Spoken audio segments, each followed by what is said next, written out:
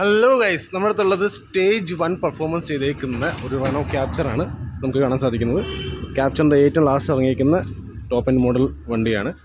110 PS power വരുന്ന നമ്മുടെ ഡസ്റ്ററിനൊക്കെ വരുന്ന പോലെ 1.5 DCI K9 സീരീസ് എഞ്ചിനാണ് ഇതിൽ വന്നുകൊണ്ടിരിക്കുന്നത്. എന്നിരുന്നാലും ഈ സംഗതിയുടെ പെർഫോമൻസ് എന്ന് പറഞ്ഞു കഴിഞ്ഞാൽ അപാര പെർഫോമൻസാണ് ഗൈസ്. പെർഫോമൻസിൻ്റെ കാര്യത്തിൽ ഒരു രക്ഷയില്ല ഗൈസ്.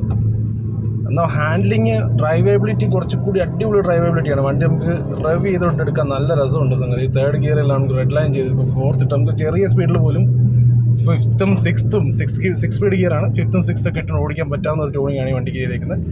അടിപൊളിയാണ് ഗൈസ്. എന്തിനാണ് ഈ ട്യൂണിങ്? അത്യാവശ്യം 110 PS അല്ലേ, പക്ഷേ 110 PS വണ്ടികൾ ഓടിച്ചിട്ടുള്ളവർക്ക് അറിയാം ചെറിയൊരു ലാഗ് നമുക്ക് ഫീൽ ചെയ്യും. അപ്പോൾ ആ ലാഗാണ് ശരിക്കും ഇവിടെ പവർ ഡ്രോപ്പ് ഇല്ലാണ്ടായിരിക്കുന്നത്. ആ ലാഗും പവർ ഡ്രോപ്പും നമുക്ക് ഫീൽ ചെയ്യത്തില്ല. നമുക്ക് ചെറിയ സ്പീഡിൽ തന്നെ നമുക്ക് 5th 6th ഒക്കെ ഇട്ടുണ്ട് നമുക്ക് കുറച്ചും കൂടി മച്ച് ബെറ്റർ ഡ്രൈവബിലിറ്റിയാണ് ഇതിൻ്റെ പ്രധാന ലക്ഷ്യം. അടിപൊളി ഡ്രൈവബിലിറ്റിയാണ് കേട്ടോ, ഒരു രക്ഷയില്ല. പീറ്റ്സിൽ നിന്നാണ് ഇത് ചെയ്തേക്കുന്നത്. എന്നിരുന്നാലും ഇപ്പം ധാരാളം ട്യൂണിങ് കമ്പനീസ് ഉണ്ട്.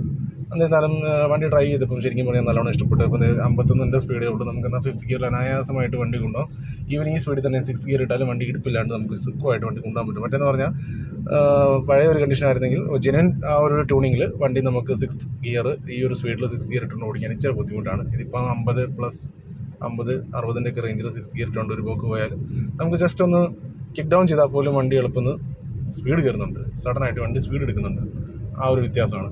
അപ്പം ട്യൂണിംഗ് എന്ന് വെച്ചാൽ ഈ പറഞ്ഞ പോലെ റേസിംഗ് ട്രാക്കിൽ ഓടുക എന്ന് മാത്രമല്ല, പെർഫോമൻസ് മാത്രമല്ല, ഡ്രൈവബിലിറ്റി കൂടി ഇമ്പ്രൂവ് ചെയ്യുക എന്നുള്ളതാണ് ഒരു ECU ട്യൂണിംഗിൽ നിന്ന് നമ്മൾ ഉദ്ദേശിക്കുന്നത്.